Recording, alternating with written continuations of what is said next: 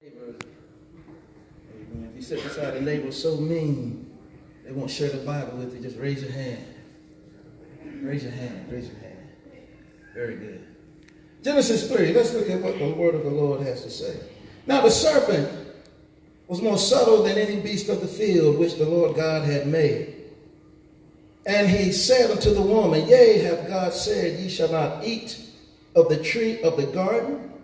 And the woman said unto the serpent, We may eat of the fruit of the trees of the garden, but of the fruit of the tree which is in the midst of the garden, God hath said, Ye shall not eat of it, neither shall ye touch it, lest ye die. And the serpent said unto the woman, Ye shall not surely die. For God doth know in the day that ye eat thereof, that your eyes shall be open, and ye shall be as gods, knowing good and evil. And when the woman saw that the tree was good for food, and that it was pleasant to the eyes, and the tree to be desired to make one wise, she took of the fruit thereof, and did eat, and gave also to her husband with her, and he did eat. And the eyes of them both were open, and they knew that they were naked, and they sewed fig leaves together, and made themselves aprons. Real quickly, if you look at that text, you see God forbade them to eat of that particular tree, of the tree of the knowledge of good and evil. And then when Eve saw the tree, when she was dialoguing with the serpent, it wasn't just that the tree looked good for food. She said it was desired to make one wise. So she partook of the tree because she wanted to be wise, not knowing that she did not need to know evil because God was fully good. And when they partook of the fruit, God opened their eyes to the good and the evil that was surrounding them. So if we fast forward to today's time, we are finding that Pandora's box has been opened. So from the beginning to now, the Bible talks about that the thoughts of men were continually evil because they had been exposed to evil they were not designed to know. When God made Adam and Eve, he did not make them to be able to know evil or to house evil because they were never supposed to know the evil that was around them. But when their eyes were open, the quest for the knowledge had begun. And we find it through Bible's time, through Nimrod and Caesar and different men in the Bible were on a quest because once evil had been opened unto man, it had an effect that they did not know how to handle. And I'm going to show you how that is relevant to where we are now, but that is our text. In the garden, Eve was deceived in the eating of the tree of the knowledge of good and evil. Even though God said not to eat or she would die. So the issue is that she thought that it would make her wise, not just good for food. God knew that if they ever made contact with evil, that they would be overcome by evil. So the enemy seized the opportunity as a means to teach them about evil. And so much that every thought of man became evil continuously. Sin crept in and started subliminally teach the children the evil ways. Now watch this. After a few generations, they no longer had to teach their children evil. It became inherited. It became proclivities passed down through the generations because evil was upon man. So in this age of technology, beloved, there is a quest for knowledge of both good and evil. We have bitten of forbidden fruit over and over again, and we have essentially opened Pandora's box because there are some things we were not built or designed to know. So now we have to deal with dark matter, spiritual oppression, demonic activity, and evil all around us because our eyes have been opened to the evil as well as the good. Does that make sense? Ask your neighbor, who are you? Who are you? That is the question that plagues this generation. That is the question that plagued the previous generations before them, and that we don't really know who we are. But look at this. This is what God showed me about this millennial generation. That this is the generation of worshipers and warriors that will change the face of Christianity forever. This generation is challenged with worshiping God in spirit and in truth. But this generation is fed up with religion, and they need to be taught, not told. This generation is going to bring forth an awesome type of worship that we have not seen before. But they are tired of our religion, they are tired of our ways, and they will not receive preaching like the previous generation received preaching. But this generation, you have to break it down and you have to talk to them and teach them and show them what it is that you're saying. So we're going to first identify our enemy. My old timers, who is that? Say it out loud. Baphomet. Baphomet is the goat god. He is the universal symbol for Satanism. He is half man, half woman, half beast. And that is the universal sign or symbol, the goat god Baphomet with the horns and the star. That is their symbol. That is universal for Satanism. It's called Baphomet. He is the symbol, the earthly form of who was once called Lucifer. Lucifer is a fallen angel from heaven. He was the lead worshiper in heaven. He led the angelic host into worshiping God until one day he got lifted up in pride and wanted the worship that he gave to God. And he got kicked out of heaven. And with him and 1/3 of the angels, and his name changed from Lucifer, or son of the morning, or first sound in the morning, to Satan, or adversary. Now, when he was kicked out of heaven, God kept his glory, but his assignment didn't change. He was a worshiper, but he desired the worship that he gave to God. So now he's down in the earth realm, and he can go no further than the first heavens. And now he's here trying to cause you and I to worship him because he can no longer worship God. All right, Satan is our adversary. He fell from heaven. His name changed, but his desire to be worshipped remained the same. Satan's issue is that he cannot show himself for who he is and get you to worship him. Right?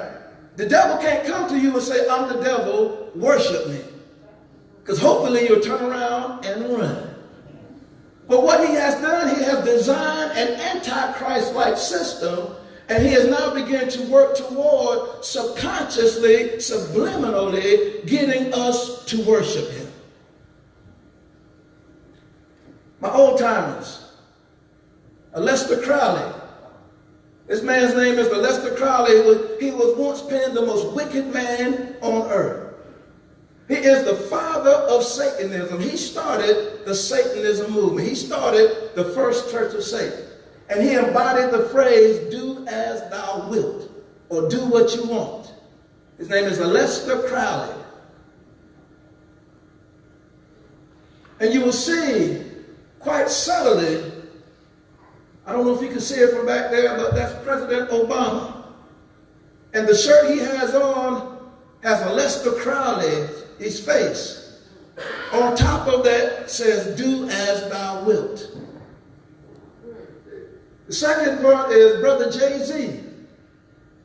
And he has on a hoodie that also says, do as thou wilt. But I get that. But the third one is a cartoon figure. A cartoon figure. I forgot to release the babies. Up to age 7, if you desire to go to the nursery, up to age 7, you can go to the nursery. Exit down the side, please. All the babies. All the babies. Children's church.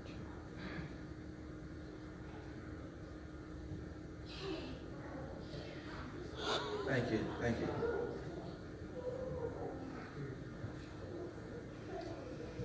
I was just going there. I forgot all about the babies. All right. The third figure is a cartoon. It's a cartoon figure, and you see that book with the star on it. That is a witchcraft book for the House of Wicca on a cartoon. You see that it's time to do what thou wilt. What's the name of this cartoon? Adventure Time. Say it again. Adventure Time. The Veggie Time. Adventure Time. Adventure Time. Yeah. See, I didn't know. Adventure Time, but at any rate, it's a popular, I just saw it and I know it was a cartoon. I didn't know what the name was. But my point is, they have this teaching of Aleister Crowley on a cartoon figure. Has no business in a cartoon. And that's not even the bad thing. As most of our cartoons have some type of antichrist agenda attached to them. You don't even realize it or recognize it, but a lot of the cartoons that our babies are watching has some type of demonic teaching behind it to where they don't even know that what they're ascribing to. This man is called Anton LaVey. He is the modern day founder of Satanism. The church of Satan that exists now, he is the founder. And if you don't know, Satan has a church just like we have a church. Satan has priests and ministers like we have ministers. They have worship services in the house of Satan just like we have worship services on Sunday morning. And they are taught out of the witchcraft book. They are taught out of that book with fervency and with zeal. This brother was born in 1930, died in 1997, and he's the father of the Church of Satan. Who's that? Marilyn Manson. Doesn't make much sense to you now, but I'm going to show you why it does. So what the enemy has desired and designed to do, in order to get us to worship him, he had to create antichrist superstars. He had to create people or create some type of influence that will cause people to worship the God that his antichrist superstars worship. If they worship the devil and we sing their music, then we are worshiping the devil. Okay? So what he had to do is he had to create some type of influence. And if I were to backtrack real quick, that back in biblical times there were beings called Nephilim, fallen angels. Bible says that these men of renown or these giants had sex with the daughters of men and created Nephilim spirits. And these Nephilim inhabit people and cause them to do the evil that they do. So what the enemy is doing is possessing beings, possessing people, giving them dreams and visions and music and causing them to worship him, serenade him through their music. And the influence they have causes us to worship and sing the song that they're singing, not realizing they're serenading the devil. All right? And one thing about worship is the worshiper is supposed to lead you to the worshipee. In church, we are the worshipers. And in real worship, we worship God. In real, true, authentic worship, I know some worship leaders sing to you and fuss at you if you ain't standing up and singing, but that's not real worship. Real worship is the praise team or the choir singing melodies to God, and you are drawn into that worship, and the worship is supposed to lead you back to God. Does that make sense? Side note real quick. If we sing songs that highlight man and does not highlight God, we cannot consider that a worship song. If we sing songs that always talk about man but never points the listener to God, that is not truly a worship song. But what these guys are doing through their music is they are worshiping Satan. And when we sing their music, we are caught up in the worship that they are giving to the enemy. These antichrist superstars are showing you every chance they get who they serve and who they worship. But we have seen these symbols and signs so much until we become desensitized to it. We see the enemy at work so much until it's no longer a shock to us to see someone put the 3 6s on the all-seeing eye. You got to see it a lot, haven't you? It's no longer even a shock to us to see them throwing up the Rockefeller sign or to see them putting goat horns on their head and doing this. We're no longer shocked by that because we are desensitized to it and because we see it so much. And so much until now, we have people in the music industry collaborating with those in the world and defending their ways. Who is that? Who? Little Uzi Vert or Lil Uzi Vert. Lucifer, if you say it real fast, it says Lucifer. We're living in the last days and times, and he has raised up superstars like this young fella here. We're going to spend a little time talking about this one tonight. They are no longer hiding their agenda. They are now worshiping the devil in plain sight.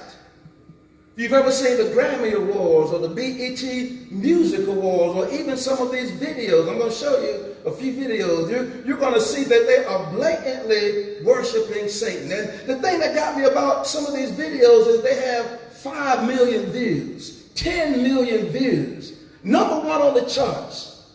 Most church kids know this music better than they know church music.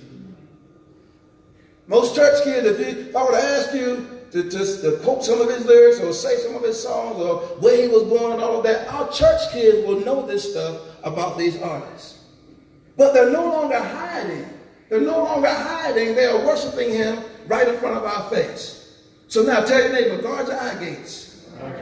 Tell your other neighbor, guard your ear gates. Now turn around and tell your other neighbor, guard your mouth gates. Your eye gates, your ear gates, and your mouth gates is how the enemy is getting to us. There are gateways into who you really are. Your eye gate is the gateway into the soul. Your eyes present and represent the very gateway to your soul. The things you watch, listen to this, the things you watch automatically get deposited in your spirit. You cannot fight it once you have watched it. It automatically gets deposited, and that is when the warfare starts. And this is where your soul resides, your mind, your memory, your emotions, all of this are affected by what you watch. And you don't have to have sound to be affected by your eye gates. You can see something and be affected by it even if there's no sound associated with it. Your ear gates. Your ear gates are your gateway to your heart. The music and melodies, beats, rhymes, and rhythms have a way of entering into your ear gates. Music enters into your gates without your consent. Music is the only entity that can enter into your mind without your consent. I'm not talking about the lyrics, but I'm talking about strictly the music, the melody, the chords that are played. You cannot escape that melody entering into your mind. They have done research on music, and they did CAT scans on the brain. And they found that the same contacts that would light up when music was played than when someone was smoking opium. The same part of the brain would light up when music was played when somebody that was smoking some drugs. So the same place where the drugs affect, music affects the same place. Music without lyrics has the capability and the possibility to change your very mood. You ever listen to something and your mood changed after you listen to it? And you're wondering, well, I was feeling all right before I listened to this music. Now I feel some kind of way. Because music, beloved, has the capability to change, and it does not have to have your consent to change your mind. You ever been in an elevator? And by the time you got off the elevator, you were singing the tune. You didn't even know you were listening to music. It was on such a low frequency that you didn't even know you were listening to it. But watch this. Advertisers employ this same method. Walmart has something playing in that system all day long. You don't hear, ask somebody that works at Walmart, they'll tell you. All day long, Walmart has something playing, and you're getting subliminal messages. You walked in there just to get some cake mix. And you came out with more than what you can bargain for. Watch this. This is another way that music affects you. Have you ever sung a song and then you're like, I didn't hear that song, I don't know where it came from. And then you ask somebody, were they just singing that song? And they said yes. Am I the only one? You heard a song, you don't know that you heard it, you just started singing, and you were wondering where it came from, and people were around you, and you were wondering where it came from, and they said, yeah, I was just singing that song. This is how infectious music is. So infectious that we have learned our ABCs by music. Right? And if I ask some of you to say ABCs without singing it now, you might get lost.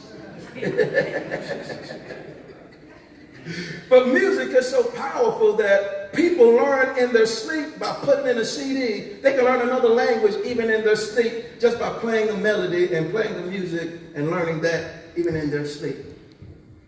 Also, corrupt communication can change your atmosphere. Tell your neighbor, don't gossip to me. If that neighbor didn't look at you, that was the wrong neighbor. Y'all probably just got done gossiping. Corrupt communication, because people will get you to not like somebody because they don't. Right? Misery loves company. You can't like her because I don't like her. And corrupt communication will change your very mindset. All right? Your mouth gate. This is what the fight is all about right here, my brothers and sisters. If the enemy can effectively get in your eye gates and your ear gates, then out of the abundance of the heart does the mouth speak. The whole battle is about you saying out of your mouth, because he cannot really deceive you into worshiping him. He wants you to worship him out of the volition of your own choice. And in order to do that, those words have got to come out of your mouth.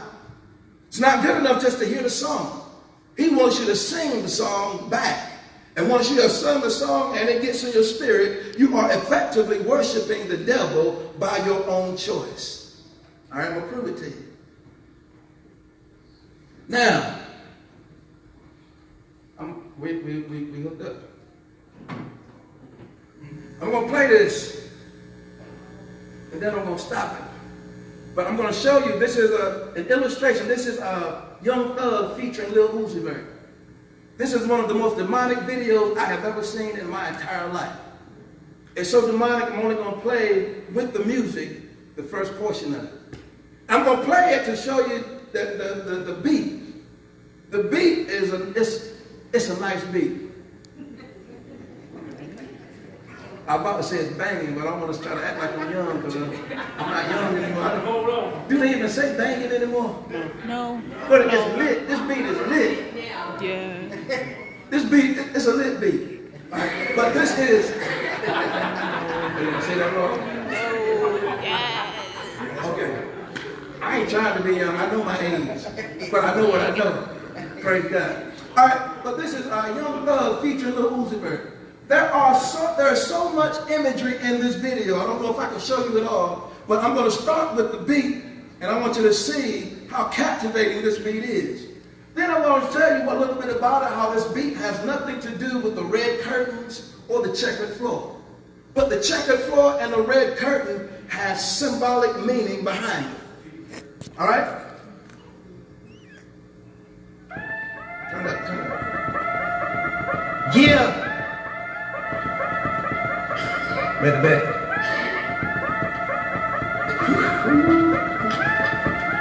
The owl has meaning. I take my lead. Ain't going well. We take cool. We go well. We got horses. It's back to war. Play with smoke. We go up. I know, right? All right? Did everybody understand what he said? We take Molly and go up. We smoke coke and go up. I think the third one says we take some type of drink and go up. Play with fire and go up. What he's glorifying drug use. He's talking about taking Molly. Y'all know what Molly is? Y'all know what coke is? He's talking about all these things, but tell me, now be honest with me, what's the first thing that got you when I cut that song on? The beat. The beat.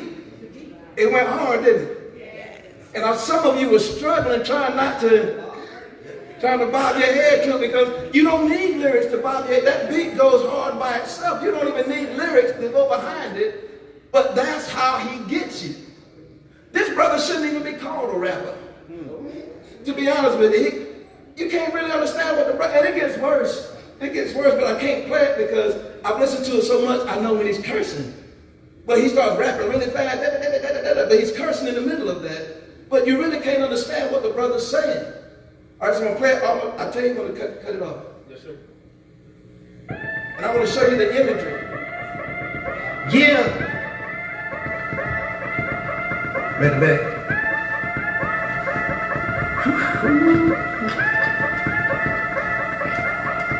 I take my lead. Ain't going wild. We take cool. You know you want to bounce. We go wild. We got horses. It's ready to go up. We play with smoke. It can go up. It can go wild. All right? The red curtains are symbolic of the house of Satan. Google house of Satan and you will see every curtain, every wall in there is red. Checkered floor stands for the fight between good and evil. The owl represents in Satanism enlightened ones. They are supposed to have more knowledge about the earth than the rest of us.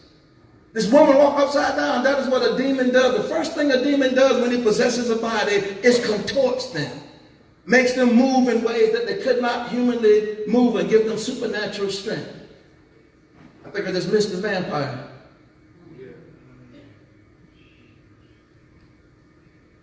There we go. There's another lady that she is symbolizing Baphomet. She's got horns on her head. You saw it. All of these are symbols. All of these are symbolic of something, and it has nothing to do with what he's rapping about. He's rapping about getting high and getting women. So somebody tell me what this imagery has to do with what he's talking about. Absolutely nothing. So if it's just music, where did they get the inspiration for all of these satanic symbols and signs in this video? There's the lady with the all-seeing eye, the eye of Horus. And it gets worse when Lil Uzi Vert comes up. But if you get what I'm saying, these are the videos that our babies are watching. These are the images that goes into their eye gates and they're listening to in their ear gates, and before you know it, it's coming out of their mouth gates. But these are the images, and that's one of the most demonic, but there are more. Fetty Wap, like I said, Lil Uzi Vert. There are many of them that if you watch it long enough, you will find some type of sign, and the enemy always requires a sign that his people are worshiping him. So you'll see the 360s, you'll see them covering the all-seeing eye, you'll see them throwing up the goat head god Baphomet sign. You'll see all of this all the time. But we've seen it so much until we don't even think that much about it anymore. But to them, they are showing signs that they are worshiping, because the devil always requires a sign that he's being worshipped. All right? Now, the reason I told you to protect your gates is because if you don't protect your gates, it opens doors in your life. Anybody understand what open doors are?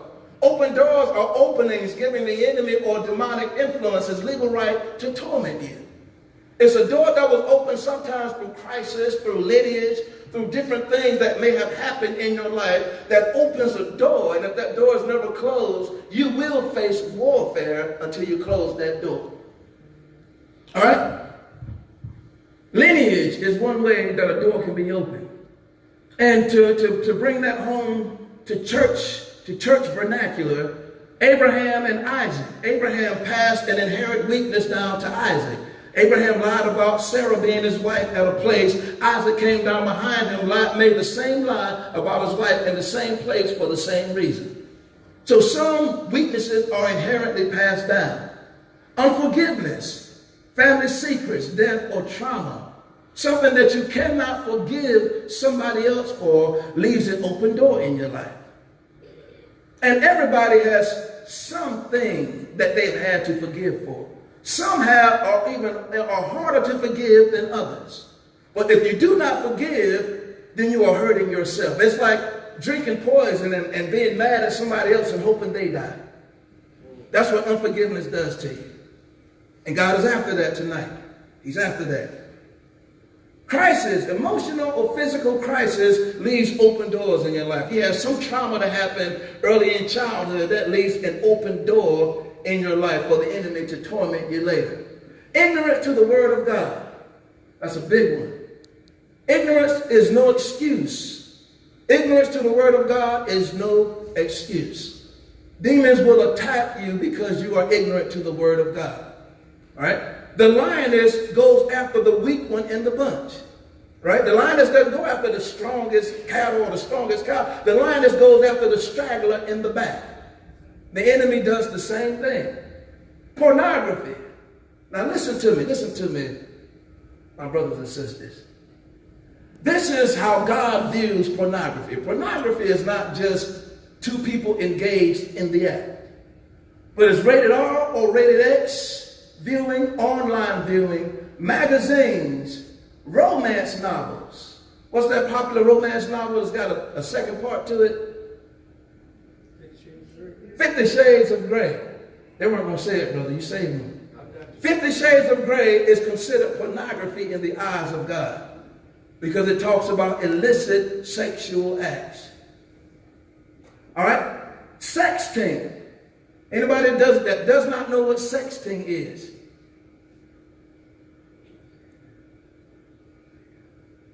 Oh, we got to ask one of the teenagers. Sexting is texting somebody else something inappropriate. Texting back and forth inappropriate things. That is called sexting. In the eyes of God, that is just like the actual act.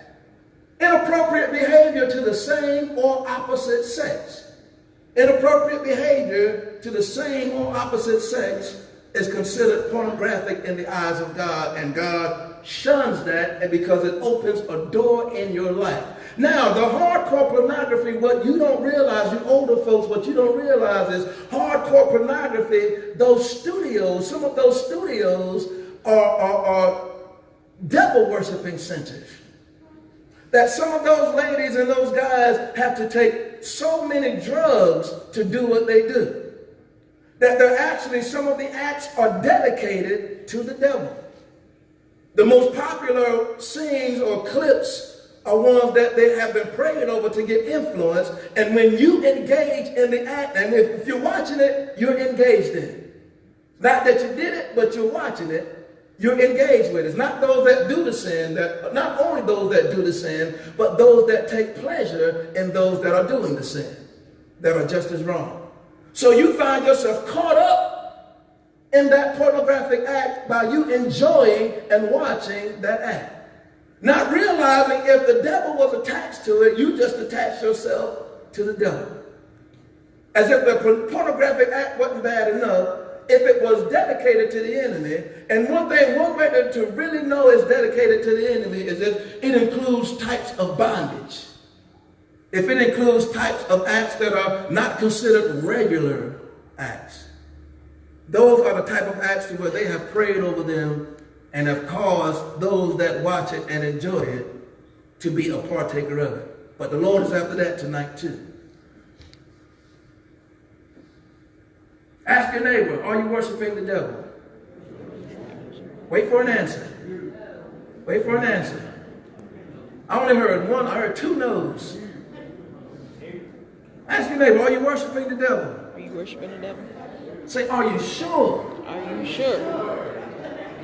No, Are you sure? Are you sure?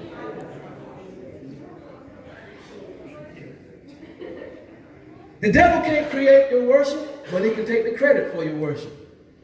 He wants to use you and your members to worship him. He knows he can't show himself who he is and expect you to worship him. So he employs demons and inspires them to make music and media and causes you to worship him. So by lifting your hands or dancing to his inspired music, giving your attention to the message and the media, using your members, you are using your members to worship him. Listen, when you follow a follower of Satan, you make his God your God. Yes, you do. If he's making musical melodies to his master, when you sing along, you are thrown in that worship experience. So if you are lifting your hands to music that God didn't make, whoever that artist God is, that becomes your God. You have just made him your God, and you are worshiping the same God that he worships. Does that make any sense at all? And ignorance is not an answer. Because now we have, and people say it all the time, well, they're not cursing, so that must not be bad music. This is just feel-good music. Oh, they're just talking about dating. And they have placed another category into secular music. It's either hardcore or it's feel-good music, and nothing is wrong with it.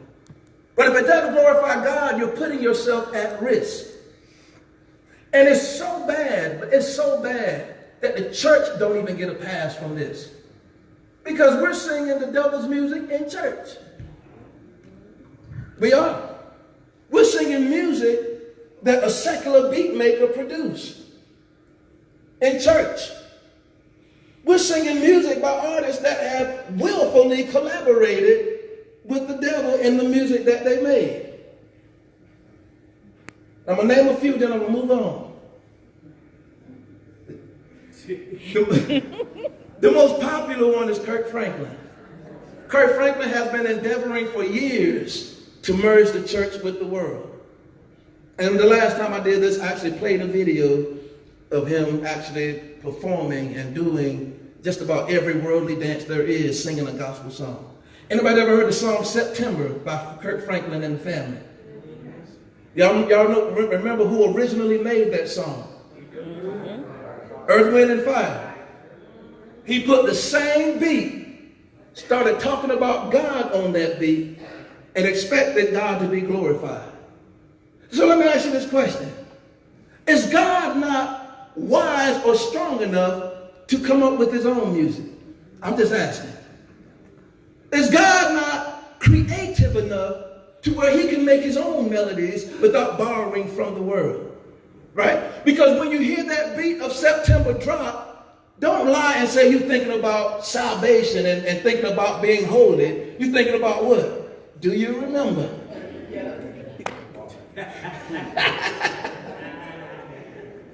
And it brings your mind back to where you were when you originally heard that song. Changing the lyrics on a beat does not make it gospel. In fact, it is impossible to change the memory stamp of when you first heard that song. The memory stamp that you have when you first had that song applied to your mind will be there every time you hear that beat. This is why some of you quicken in church and we think it's the Holy Spirit. No, it's because that beat that piano player just played, you heard it last night in the club.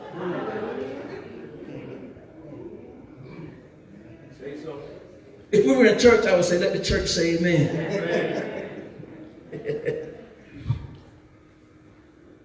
All right. Who was that? Identify yourself. Beyonce is considered a goddess, if y'all didn't know that. For those of you that know the Bible, the goddess of Ephesus, the one that corrupted that town and had them having sex with prostitutes in the temple, and she corrupted the house of God. Beyonce is considered a goddess. People worship her as a goddess. And so much until they now have church services on her behalf. They sing her songs in the worship service. The preacher preached a sermon by the lyrics, coincidentally, that somebody else wrote for her. This is how stupid it is. They're calling her wise and intelligent, and she knows all this stuff, and somebody else writes her songs. But I'm going to show you this, and then I'm going to move on. But they actually have a church service. It's called a church Beyonce Mass, or Mass Beyonce, or something like that. I'm just going to show you.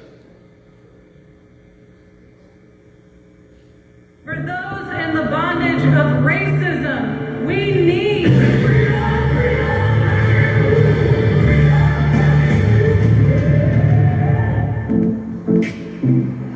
I'm at Grace Cathedral in San Francisco, California.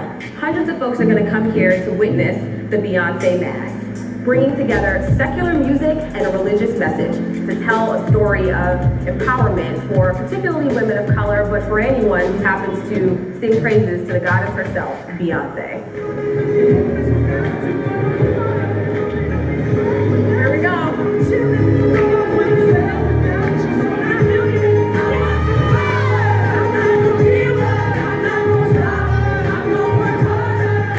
Survive.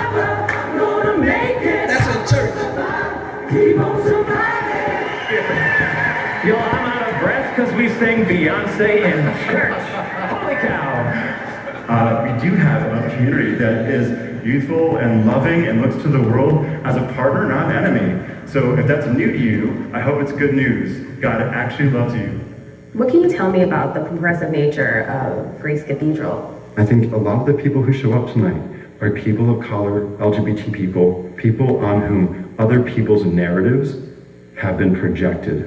And I mean, just to be honest, the church hasn't been the best about lifting up those voices. It really began as us saying, how can we actually be the people of God that we hope to be in the world? And Beyonce is the perfect passage to get that message out there. Honestly, I think Beyonce is a better theologian than many of the pastors and priests in our church today.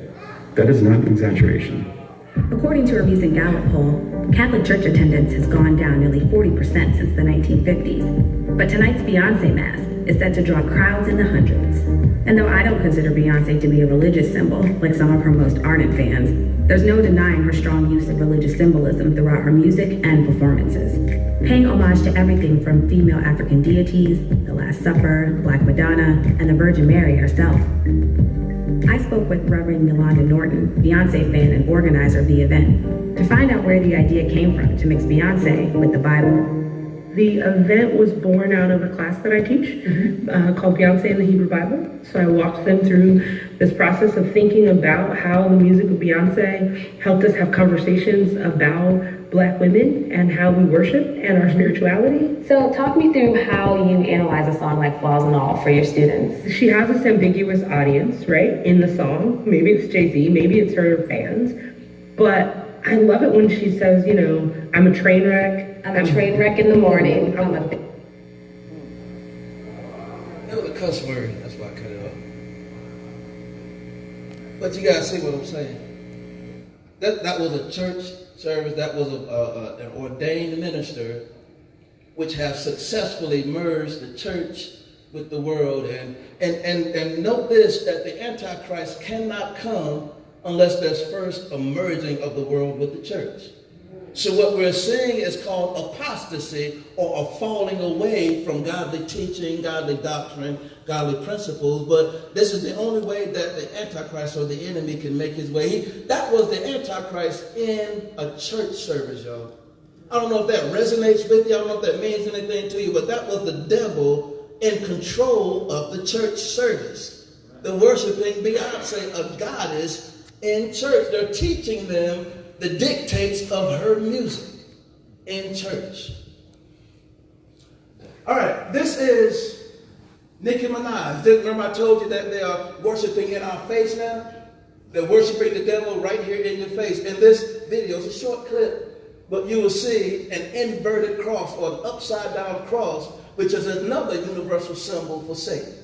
You know, the cross has the crossboard on the top because he was hung like this. This is an inverted cross. It is the opposite of Christ's cross, which is the devil's cross. So whenever you see someone wearing an upside down cross, they are wearing a Satan symbol on their neck or wherever it is. But this is Nicki Minaj, the same lady that made a song with Tasha Cobbs. The same lady that just made a song with last year, or a couple of years ago, maybe last year, with Tasha Cobbs. This is the same. Those are inverted crosses on that stage. Anybody that knows about Satanism, that is his universal sign. If you Google Satanism or Satan or Church of Satan, you will see that inverted cross. And this is in her concert. Now, if it was just music and she was just making music, where did the inverted cross come from? Why the cross? Out of all the props she could have put in that concert, she put 3, coincidentally, inverted crosses. Like I said, they are blatantly worshiping the devil in our face. And I showed you Marilyn Manson before because I wanted to tie him into Lil Uzi Vert. Marilyn Manson has an album coming out this year called Heaven Upside Down. Marilyn Manson is one of the foremost Satanists in the music industry. And his music is demonic beyond belief. And if you see the one on this side, that's Lil Uzi Vert sporting a Marilyn Manson chain. He calls Marilyn Manson his father. He calls him the Pale Emperor or his father. And that's not the bad thing. He said when he turns 27, he's going to sacrifice himself for Marilyn Manson. And you wonder why 27? Because at the age 27 is the age where Satan is sacrificed to the enemy. Google it. Google everything I tell you is right there for you to find. There's an interview with Lil Uzi Vert. It wasn't a voiceover. It wasn't a quote. This is Lil Uzi Vert talking. And the guy showed him a poster of, I might have the video, I'm not sure. He showed him a poster of Marilyn Manson, his eyes lit up, and he started giggling and laughing really loud because like a person that's proud to see somebody else. He said, man, that's my father. He said, that's the Pale Emperor. He said, let me tell you something. I'm gonna leave this earth at 27 for this man. Meaning he's gonna sacrifice himself when he turns 27. And if you're one that really wants to follow, Google rock star's death at 27 when you get home tonight.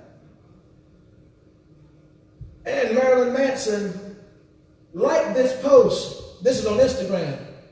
And then he liked this post, and then he said, Lucifer rising. So Marilyn Manson calls Lil Uzi Vert Lucifer. And if you say it really fast, you're going to be saying Lucifer to begin with. But they have this relationship, and he also goes in to say that they talk and they kick it, and Marilyn Manson says that he should because he's about to make a rock album. Oh man, I got so much to tell you. When the enemy started with rock and roll, but rock and roll was too wild for black people. Okay, just follow me for a minute. I'm not being racist, but just follow me.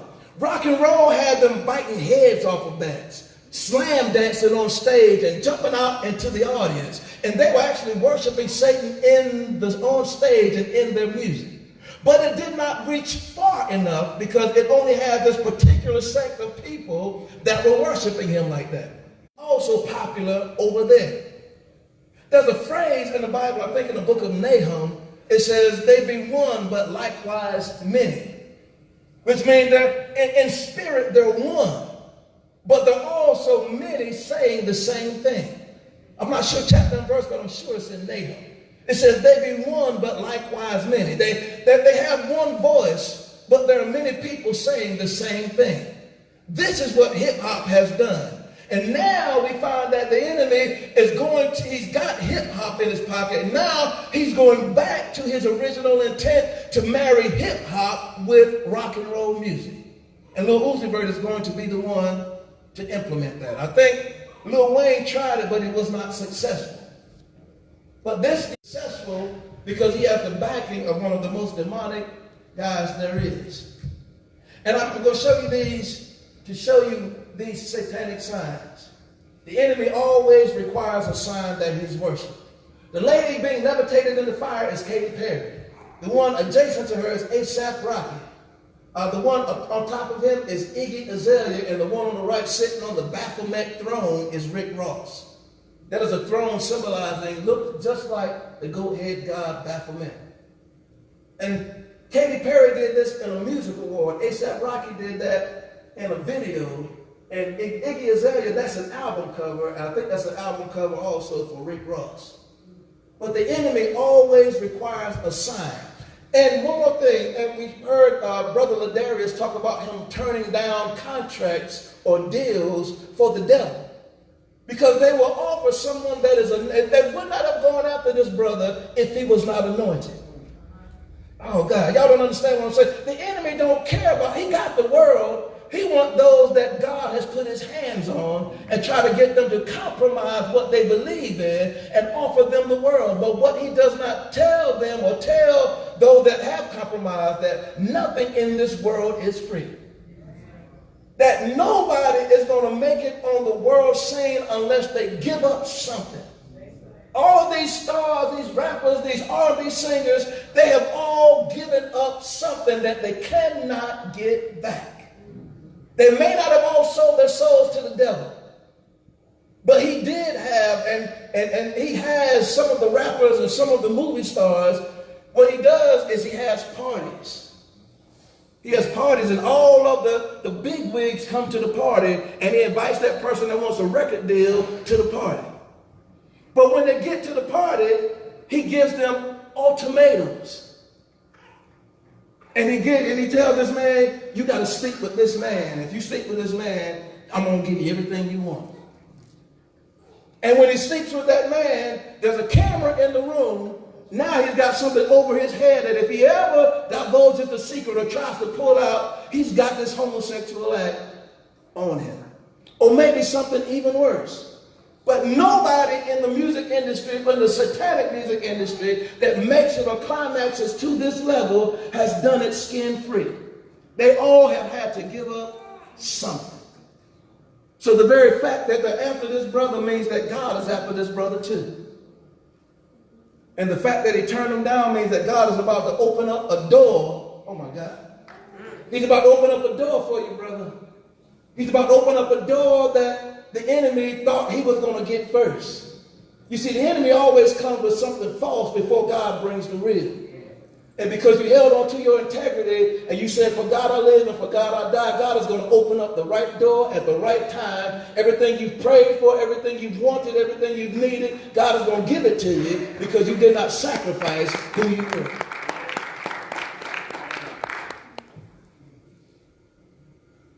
But the enemy always requires a sign. And you will see these signs thrown up just about every opportunity that they get. You remember when 666 was the mark of the beast? Anybody remember when I was a kid, I was scared to say 6 3 times. Because I knew that symbolized, that meant the mark of the beast, the Antichrist. Now they're throwing up sixes everywhere, and now you see this as being popular. It's not popular to worship Satan. The reason why I should ask your neighbor, do you worship Satan? Because if you're throwing up this and you're putting it over your eye and you're doing the triangle and you're doing the nay and the what is it? The whip. Millie Rock on every block. The Millie Rock on every block. Now listen to me. Now, y'all a rough crowd. I would not say anything wrong. But the dances that are popular today, you think that they're innocent. They're seemingly innocent, but what if they were rituals that the enemy caused this guy of influence to do on YouTube, knowing that our babies do what? Get on YouTube to learn these dances. What if the enemy wanted them to be one, but likewise many? What if the enemy, he got this guy or whoever it was to start this dance? And now everybody's doing these innocent dances, seemingly innocent dances, not knowing they are performing rituals. Demonic, satanic rituals. And we wonder why our babies have a higher level of warfare than we did when we were that age. One reason is that when we were that age, we didn't have internet. Some of you are my age, you were lucky to have a color television. Had a phone, a rotary phone. Y'all remember the rotary phone? Yeah. And if you messed up, you had to hang up and start all over again. The younger generation, they don't even know what we're talking about right now. We come up in a time where they had payphones on the street. And you're driving down the street and you got a quarter in your pocket, you can go call anybody. You didn't have anybody, you could call them collect. That's right. But now they have Facebook, Instagram, Twitter, Snapchat. They have internet on their phone. They have internet everywhere you go. And even McDonald's and Burger King offering free Wi-Fi to where you are always connected to something. So no wonder there's a higher level of warfare. We didn't have all of these distractions and things in our way. They have a higher level of warfare because you can't even sell a car now without putting a naked woman in front of the car. Commercials are rated R. For real. So now our babies have a higher level of warfare, and if that wasn't bad enough, the enemy is now going after the little babies. You ever heard of this thing called Momo? Oh man, I wish I had. I should have. I'm gonna put it at tomorrow. Come back tomorrow and I'm gonna show you. I got a video too. It's this little demonic looking creature that pops up on YouTube Kids. Not regular YouTube, the YouTube Kid channel. Some hacker has found a way to invade an already streaming video with this little character called Momo, and this little demonic character tells the kids to do things. It's to slice your wrist, hurt yourself, kill yourself. I'm gonna show you. I'm gonna show you tomorrow if I didn't bring it tonight. It's called Momo. You can Google it tonight. It's not a hoax. They're trying to make it as a hoax, but they have caught this little joker, this little lady or whatever. It's some Chinese, it was made in China. It's supposed to be some doll, but they have utilized this to terrorize little kids. Because they have minds like sponges. They will believe anything that they're told. And he tells them to cut your arm or kill yourself or hurt yourself. It's Momo, it's called Momo. But this is why our babies have a higher level of attack. Because the enemy is up his game because the end is near. And he cannot stand for our babies or our children or our youth or even our young adults to get themselves together. So everywhere you see, everywhere you look, you're seeing the 360s, you're seeing the all-seeing eye. They're wearing it, they're putting it in their video, they have inverted crosses, they have the Baphomet sign, they have the star, and coincidentally, the star with the point pointing down is the satanic star. Tell your neighbor, it's not the Star of David. Five-pointed star with the point of the star pointing down is the satanic star. All right, we're almost, just a few more. Everywhere you turn, that's what you're going to see. She actually has the all-seeing eye on. This is Lady Gaga. And this is a priestly robe. And you see that cross? When she puts her arm down, it's an inverted cross.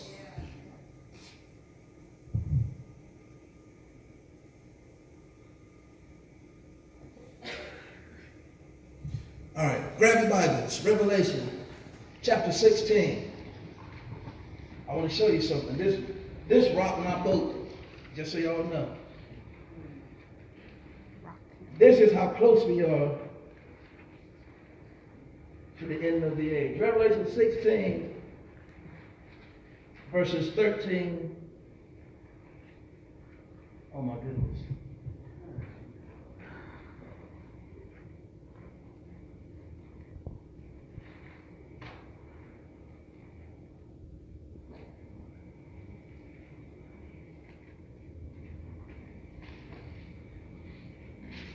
This is after the sixth vial of God had been opened. And I can't even go into the study of Revelation where they have the horsemen come and then God begins to put plagues on them. This is during the tribulation period. This, beloved, is a parallel of what's about to happen. He said, and I saw three unclean spirits like frogs come out of the mouth of the dragon, and out of the mouth of the beast, and out of the mouth of the false prophet. For they are the spirits of devils working miracles which go forth unto the kings. Somebody say unto the kings. Unto the kings of the earth and the whole world to gather them to the battle of that great day of God Almighty.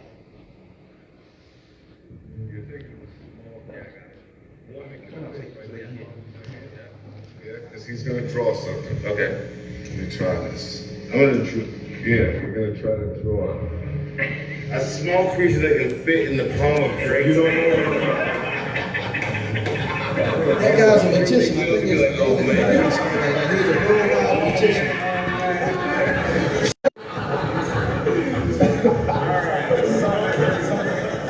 To me, this looks a little bit like a frog. I would absolutely agree. You know, frogs are like, what do they say, the plague? It's rare. It rained frogs in Egypt. Rain frogs. It rained frogs in Egypt.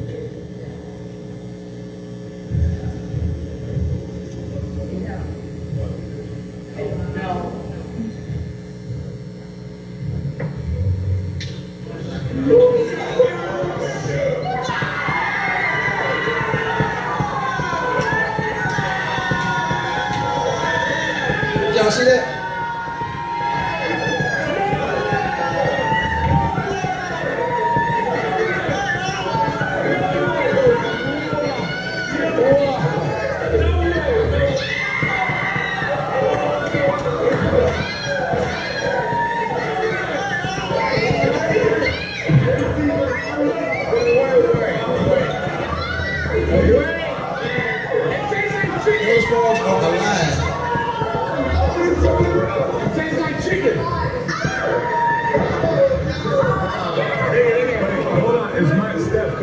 mouth empty? Look, yeah. See how he presented the last one to the only Christian in the room. Hold on, make sure my mouth is empty. Is my mouth?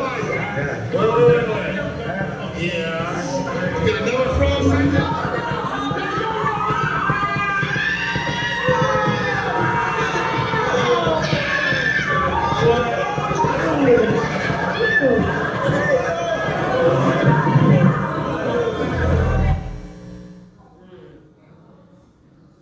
Y'all see that?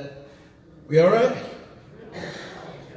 Beloved, that is a parallel. It says, I saw 3 unclean spirits like frogs come out of the mouth of the dragon, and out of the mouth of the beast, and out of the mouth of the false prophet. He just showed us the end times. Now there is symbolism here, but he presented himself in front of men of renown, not necessarily the kings of the earth, but it's a parallel, like I told you. And the last one he presented to the only Christian in the room. That when the enemy is ready to take over, he's going to perform lying signs and wonders, to where even the very elect will be deceived, save God shortens the time. So this is how close we are. This is why we need to be serious. This is why you cannot take your youth for granted, because God may come before you get to my age. He may come in this generation. And the way things are looking, the Lord is wrapping things up. And he's coming back soon. So we really don't have time but children say, I gotta live my life. I can't get my sins together yet. I got to be young. I got to do me. YOLO, you only live once. Which is a lie, because when you live, you're gonna live again. When you die, you're gonna live again. Tell your neighbor, you're gonna live again. You're gonna wake up in heaven or in hell. So you cannot be playing with God. You cannot be playing with God. Because no man knows the day or the hour when the Lord is going to come back. All right. Rituals. We talked about rituals just a little bit. Ritual is a religious or solemn ceremony consisting of a series of actions performed according to a prescribed order. This ritual summons spirits, specific spirits depending on the rituals performed, and they come for a purpose. This was at the VMA Awards. This is Nicki Minaj, and this is a satanic ritual she performed at this particular award show. You see those guys dressed in robes. She's dressed in a black priestly robe. In this same song, or this same set of songs, she was levitated off the ground, and she actually, in another set, they put her on some type of strap and tried to exercise her alternate personality out of her. She has an alternate personality she calls Roman, a boy. And she says this boy is stronger than she is and cannot be exercised. Beyonce has an alternate personality called Sasha Fierce. Says Sasha Fierce takes over and says things that she wouldn't say and acts ways that she wouldn't act. But this was actually at a VMA award show. All right, and I'm going to show you this. I found this off of a good website.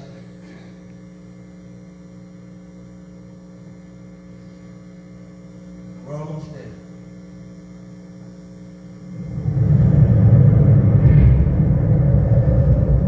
That's a good website for you to find good information. Tragically, year after year, the Grammys and other musical award shows are becoming more and more of a love fest for Satan. In 2015, Katy Perry, AC/DC, Madonna, and others were used to transform the 2015 Grammys into a place of blatant devil worship. Sadly, millions of people who are spiritually blind to the blatant devil worship that is taking place won't even see it, even though it's taking place before our very eyes. At the 2012 Grammys, Nicki Minaj had a mock exorcism performed on her and later claimed that she did it to prove that the demon that possesses her, which she claims is sexually perverted and calls Roman, is too powerful to be cast out. At the 2014 Grammys, Katy Perry performed Dark Horse with a performance of what appeared to be a witch's Sabbath, with Satan and demons glorifying her. You can see more detail on that with Katy Perry admitting and singing about selling her soul to Satan in our new viral video entitled Katy Perry, the Super Bowl, and Satan. Incredibly, at the 2014 VMAs, the stage was actually set up in the form of 666, the biblical number of the Antichrist, with the performers climbing up one of the sixes to get on stage to perform. At the 2015 Grammys, the music industry went beyond the 666 stage set, Katy Perry's Witches Sabbath, and showing Satan's power through impotent exorcisms, to even more straight-up, in-your-face devil worship. Incredibly, Madonna came out with all kinds of devil-horned demons appearing to worship her as she sang her song, Living for Love.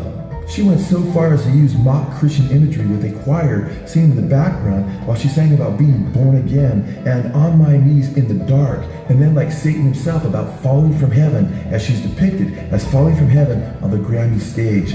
She, or the demon channeling her, now appears to be living for the love it can get from its worshipful fans. Not to be outdone in devil worship, AC/DC sang their ode to Satan, Highway to Hell. Before millions of people in what is supposed to be family entertainment, they sang I'm on a highway to hell, and about selling their souls to Satan for fame and success when they sang Hey Satan paid my dues, playing in the rocking band. Of course, the song goes on to state I'm going down, all the way down, I'm on a highway to hell. Katy, who dressed in white when she sang By the Grace of God, caused a bit of cognitive dissonance when she showed her true colors and joined in the devil worship. Perry, along with many others, sported her glow-in-the-dark devil horns and even made the devil horn symbol with both of her hands as she sang along with AC/DC about how she too is on a highway to hell. Katy Perry even went so far as to falsely claim that God spoke to her before the Super Bowl and that he supposedly said to her, you got this and I got you. I was praying and I got a word from God and he says, you got this and I got you. But God would not contradict himself and encouraged Katy Perry to sing about kissing a girl and lesbian experimentation, behavior that she gave mass promotion to at the Super Bowl, behavior that God lovingly warns against in the biblical book of Romans chapter 1. Katy Perry has already admitted that she's not following the biblical God of creation, and many of her songs and performances obviously glorify the God of this world, Satan. Perry made it clear when doing an interview with Marie Claire magazine when she said, quote, I'm not a Christian, end quote. She also said in the same interview that she is now following the teachings of the occultist Eckhart Tolle and Eastern mysticism, an occult technique used to open people up to the spirit world. Tragically, so many of the musicians who surrender their souls to Satan for fame and fortune do so only to see them snuffed out early in life. Tragically,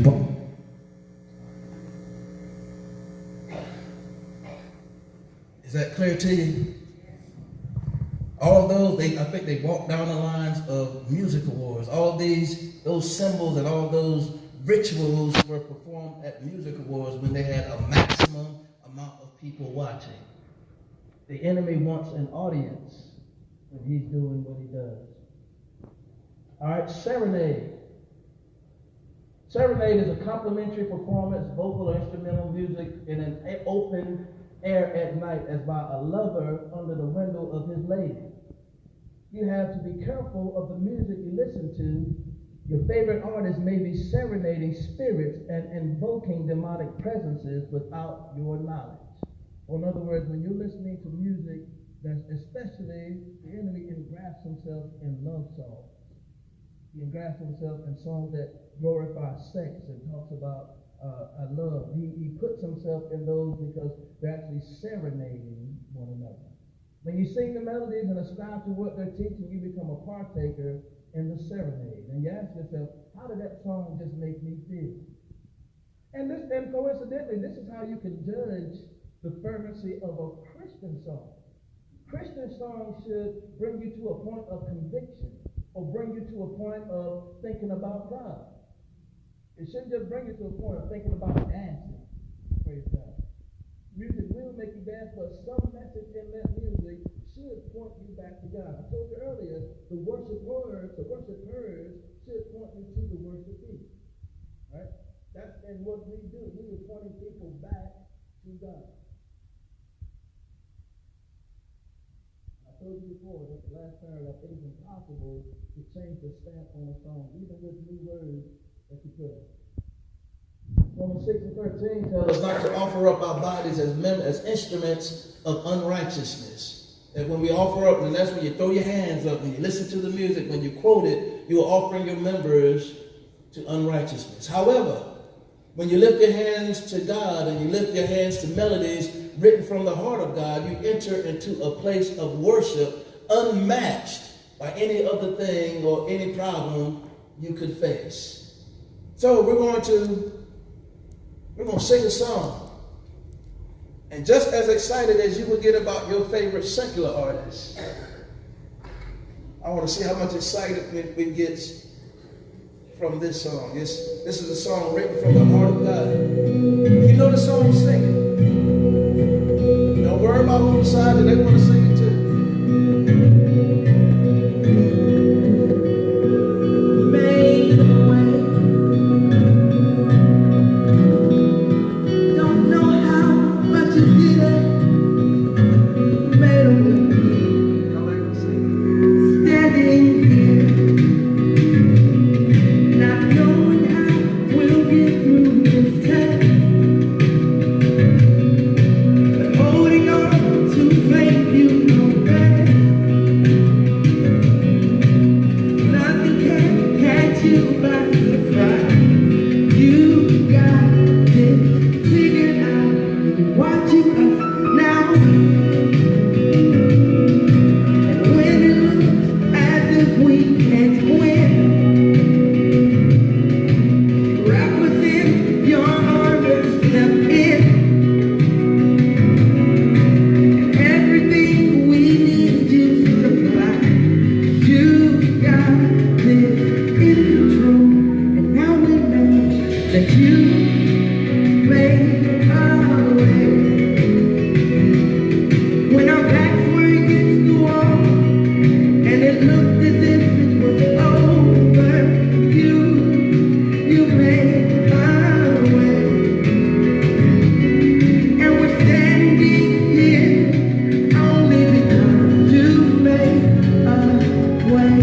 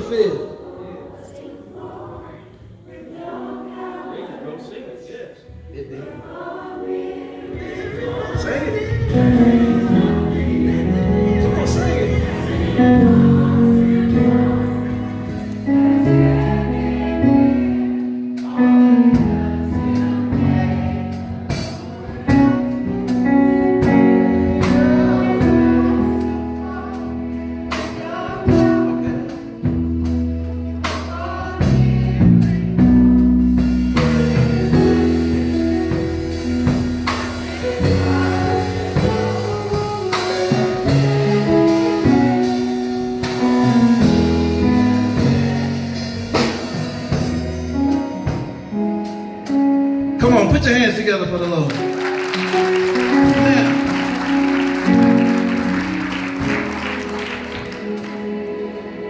there will be some, and I'm going to close with this. We're going to reconfigure the rest tomorrow. There will be some that say children can't sing that song because what has he brought them through?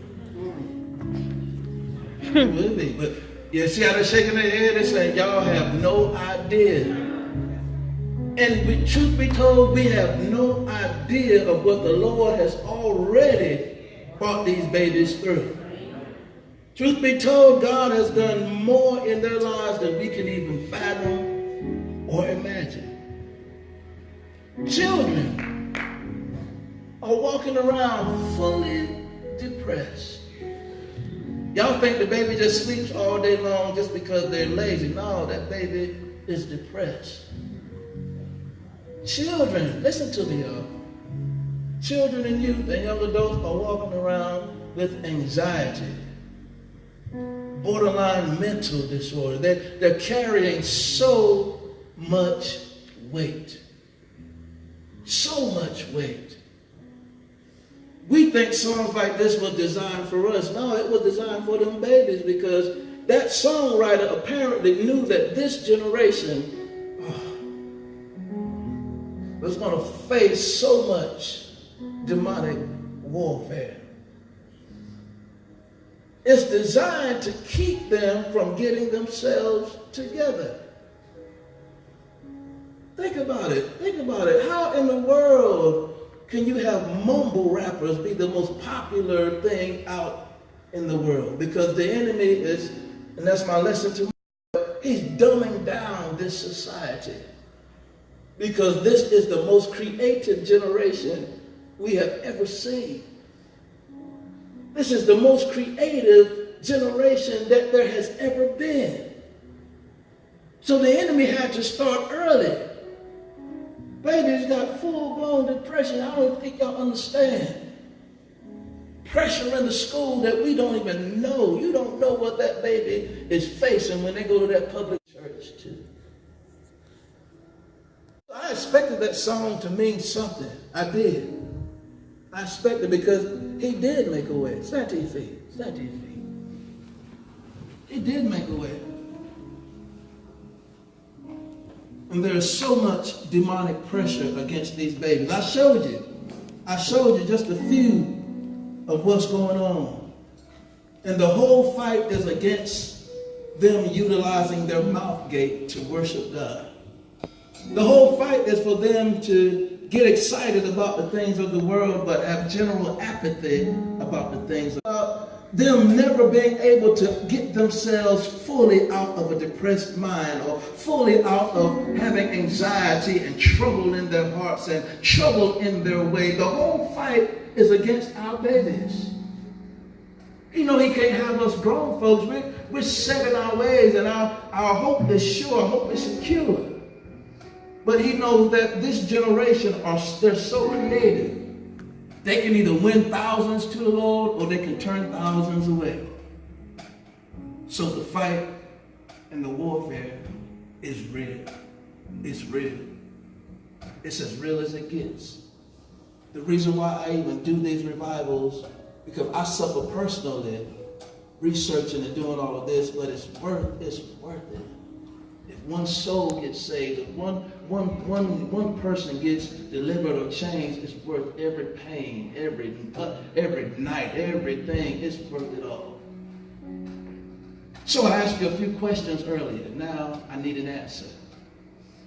I asked you, were you worshiping the devil? And everybody said no. So if everybody said no, that means everybody in here only listens to gospel music or no music at all or only music inspired by God. I asked you, I told you that God was after something tonight. He was after that person that's addicted to pornography, addicted to sexting, that does things that they know that's not pleasing to God. He's after that tonight. He's after your heart. He's not after your thing. The devil is after your soul, but God is after your heart.